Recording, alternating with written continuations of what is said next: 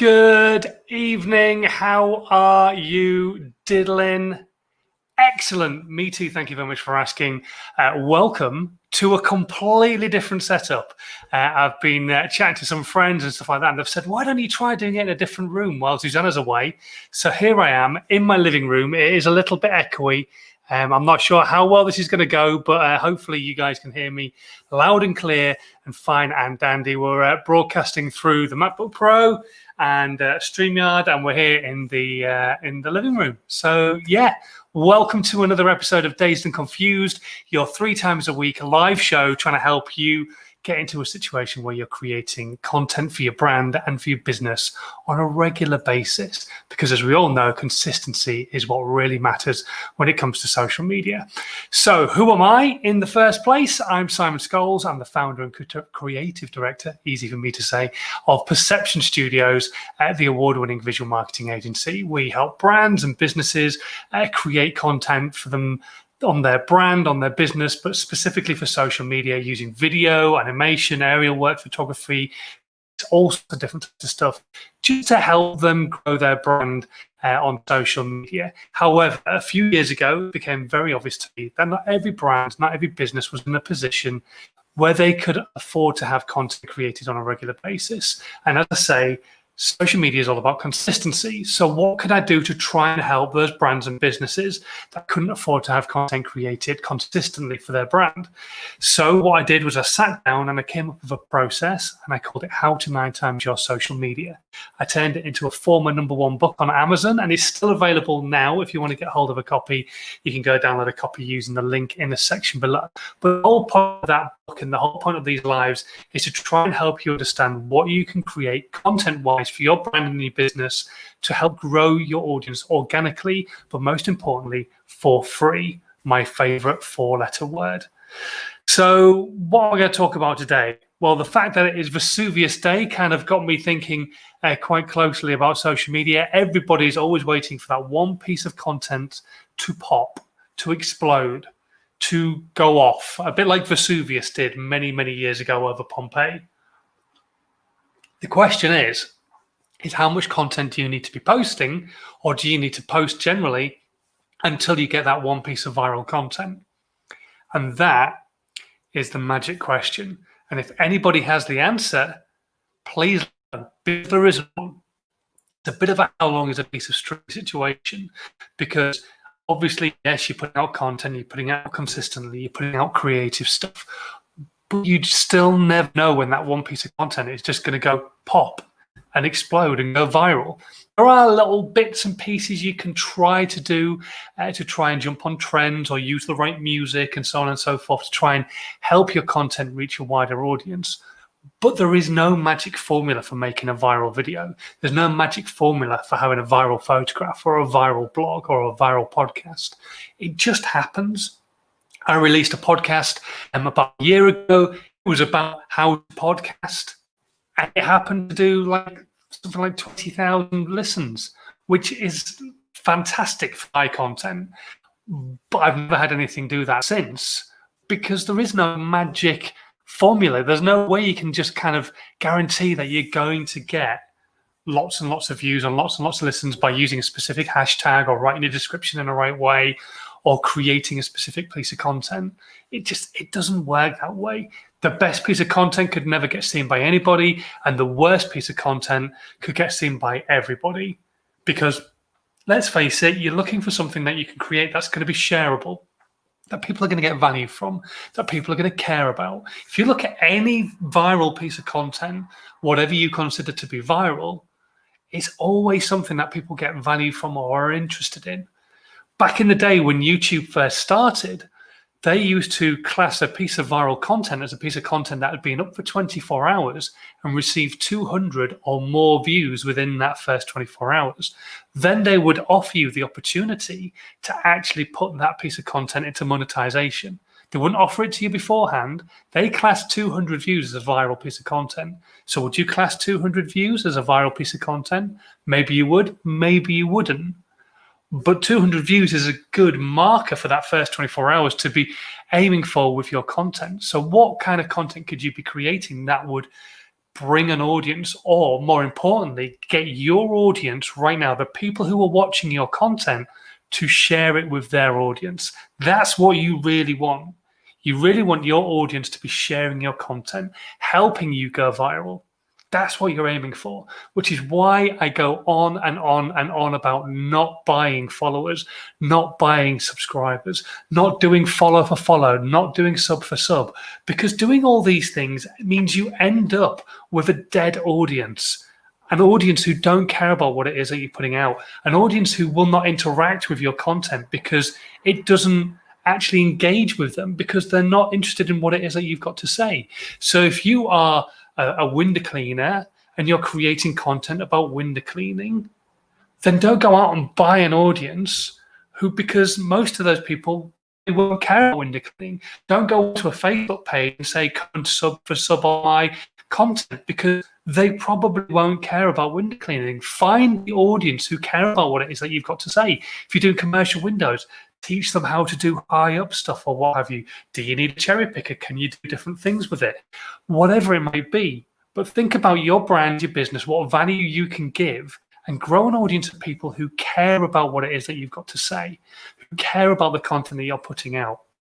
Even when you put money behind your content to try and reach a wider audience, make sure you target it specifically to people who are going to be interested in what you're talking about. If you are a plumber, make sure you're targeting your content at people who are either interested in DIY or plumbing, or have just moved house, or have maybe complained about their central heating on their content, or what they've posted on their statuses, or that kind of content will then appeal to those people. And they will probably follow you as a creator, get value from you. And then when it comes to having their boiler serviced or having a new boiler put in, they know who to talk to because you're the local firm who targeted them specifically with your content. So you need to start thinking about value, what you can give to your audience, rather than worrying about all these vanity metrics of how many people are watching and how many people are engaging and how many people can you get subscribed and following your Facebook page, because they are just vanity metrics. I've spoken about this a lot, I know, over the last month or so, but it's so important that you understand vanity metrics just as, and literally nobody should care about numbers on their pages. You should just care about the audience you've got. If they're commenting, you respond to them. If they are liking and commenting, you say thank you. Even if they're trolling, make sure you go back to them and say, thanks for leaving an engagement on my content, because in essence, they are doing. They're helping your content reach a wider audience through the algorithm. It doesn't recognize trolling. It just recognizes interaction, engagement in your content. So I want you to go away from this piece of content today and think about, rather than what's the thing I have to do to make that piece of content pop, to make that piece of content explode like Vesuvius, think more along the lines of, I'm not bothered about going viral. If I do go viral, fantastic. That is brilliant. But what's more important to me and to you should be creating content that gives value, that engages the audience that you've got, so that they will share your content with their audience and hopefully help you build your community so more and more people will get value from the content that you're putting out. Okay, as always, the platforms are open for your questions. You can talk to me about Vesuvius Day and asking me about vanity metrics, or if you want to, you can drop me a line with any other question you like about social media, about video. We'll do our best to answer as many of them as we possibly can do before 7 o'clock. Got a couple of questions that have already come through as well. So yeah, wherever you're watching, whether it's Periscope, Twitter, YouTube, Facebook, on all the different groups, just drop a little line saying hello, you're watching. And if you've got a question, stick it in there as well. So I'm going to go through my first question that came through on email. And this is kind of like a bit of a wide one, really. Jeff is asking, what content should I be making? Okay, Jeff. Number one, I'm going to be very generic because I don't know what it is that you do.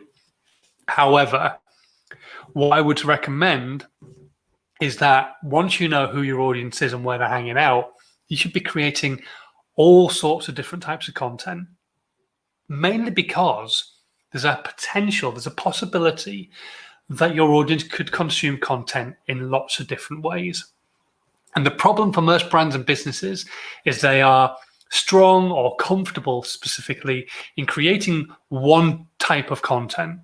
And that could be putting out a meme, which could be an image with some words on it. It could be an image of yourself or just a blank image. They could be comfortable putting out a blog. They could be comfortable putting out a video. But whatever it is, they're comfortable putting out potentially one type of content. But then they forget all the other types of content that could help remove a level of friction. And what I mean by friction is that most people will have a level of friction created for them by, I don't want to consume content in that particular way. So if you write a blog, you could be the greatest writer in the world. Stephen King, eat your heart out. However, what if I don't want to sit down and read your content? Then I am losing out on potentially getting value for you in whatever it is that you do and your voice of authority in your area of expertise. But I'm missing out on that because you're not producing content in any other format other than a blog, and that blog is sat on your website. So number one, you're expecting me to come to your website, and number two, you're expecting me to have to read it. But if I don't want to read it and I don't want to come to your website, what can you do? Well, you can post that blog in lots of different places, but I still don't want to read it. I don't care about written content. It just doesn't engage with me well. I find that I can engage with video better. So maybe then you need to think about creating a video about the blog. Maybe then you need to think about creating a podcast about the blog, or memes about the blog, or short form video about the blog. Do you see what I'm saying, Jeff? You need to think about removing the friction for all of your potential audience, no matter where they're hanging out. Yes, you want to make content specifically the most for one particular format, one particular platform, but don't forget all these other formats and other platforms exist, because you're trying to remove that level of friction so that if somebody says, well, I don't want to read, you can tell them, well, I've got a video. Well, I don't want to watch a long video. That's fine. I've got short videos. I don't like your face. Fine, no worries. You can get value from my memes on Instagram. I can't be bothered to scroll through Instagram. Well, you can go and have a listen to my podcast, which is totally frictionless because you can listen to it while you're driving your car. You know what? I just don't actually want to consume your content at all. But you don't have to go through those questions. All you have to do is just make sure people know that that content exists. And then if people choose not to consume what it is that you've got to say, they're either A, not your customer, or B, they're not your customer because they don't like the way you're saying what you've got to say. So be it. You're not in the world to try and please every single person. So think about it that way, Jeff. Rather than just what one piece of content should you be making, think about trying to remove the friction for your audience so that more and more people can get value from what it is that you're a voice of authority in. Good evening to Miles, who's just tuned in watching on Facebook. Thank you very much for joining us. And anybody else, and Luke as well. Okay, so Sam has asked the question, actually talking about a podcast. How would you go about starting a podcast, and where should I post it? Okay, so the way I take my customers, my clients through starting a podcast is I want to get them into the position where they're creating video content. Once you're creating video content connected to your blog, then you're in a position to be able to strip that audio off and turn it into a podcast. And it really is that simple. Don't get me wrong, it's nice to have a microphone like this and maybe a proper soundproof booth so that you don't have any sound bouncing everywhere and you can talk to people and they can get value from what it is that you've got to say and so on and so forth. However, that's not important. What's important is getting you started. And you've got one of these. Everybody's got one of these in that pocket. Most people have got a mobile phone. So if you've got a mobile phone in your back pocket or in your purse or in your handbag, wherever you're keeping it, whatever, wherever you keep your mobile phone, it will have some sort of voice recording software on there, be it like an iPhone, it's got voice notes, or you could download different apps as well. The app that I downloaded, which was recommended to me a little while ago, is called, I'll tell you right now, TW Recorder. It's this one right here in the middle. It looks like a planet Earth with a microphone in it. And it's another voice recorder, and you can edit on that as well. But all you're looking to do is just speak to your audience, talk to your audience, however it might be. You might want to interview people, in which case use something like Zoom and like sit and interview people to the camera. Then you've got video content and you've got the audio that you can strip off and put that out as an interview piece of content on your podcast. But All you've got to do is find a way of getting hold of audio, be that recording voice notes on your phone and sending it to your computer so you can edit it, using external software like TW Recorder, something like Zoom and recording video while you're interviewing people, whatever it is that you choose to do. You just need to find a way of getting hold of the audio, the MP3 file that goes with that. As long as it's high enough quality, then you can post it as a piece of content, as a podcast. And you don't need to have a flashy intro and a flashy outro. It's nice if you can have those things, but it's not important. It's not an essential. You don't have to have it to get your content out there. Now, there are apps that can help you, things like Anchor, but I'm not a huge fan of the software myself personally. They've got some interesting terms and conditions which don't really sit well with me. So what I do is, with my content and with my clients as well, I get them started up on SoundCloud. I don't know if you've ever heard of SoundCloud. It used to be a music site only. Now it's all about music and podcasting and audiobooks and all sorts of different types of stuff on there. So you can use it for podcasting. Good English. The greatest thing about SoundCloud is that it's free for a certain period of time, so you can just get yourself into a flow of creating content, up to about 200 minutes worth of content stored on your channel. And not only that, but then you can pay for it and then you can schedule content, but also it gives you what's called an RSS feed, which is a special link which you can then use to post into Spotify and into iTunes and into Google, so that your content can go out on all these other platforms as well. And it works really, really well. So what I would recommend is finding a way of creating an audio file, be it taking the audio off your videos or creating a specific audio file, and then posting that content, first of all, onto SoundCloud, and then taking that SoundCloud RSS feed and posting it into lots of different places that will allow you to have a podcast on iTunes and Spotify and so on and so forth. That's what I did to start. That's what I do with my customers, and it works really nicely. And as long as you're consistent with putting out your podcast, you should hopefully see your audience rising bit by bit. But just don't forget, it's like any form of social media. You have to tell them it exists. Otherwise, they're not going to find you, because it's a saturated marketplace. And if they, for example, right now searched social media podcast, I am not going to be the first one who pops up. Not a chance in hell. And I've got half decent listening figures, but I'm still not going to be the first one that pops up. Lots of other people are going to be the first ones that pop up, because there are other people who are classed as social media experts. Gary Vaynerchuk, Grant Cardone, Mel Robbins, Tom. There's so many people out there who would come way, way ahead of me. So I have to make sure that I tell people my piece of content actually exists, so that more people will come and listen to the content. So hopefully that's helped you, Sam, a little bit. Good luck starting your podcast. If you've got any questions at all, don't forget you can always just drop me an email if you like, or something like that. There's my email address scrolling across the bottom of the screen. I'll do my best to try and help you, maybe with some one-to-one consultation or something like that.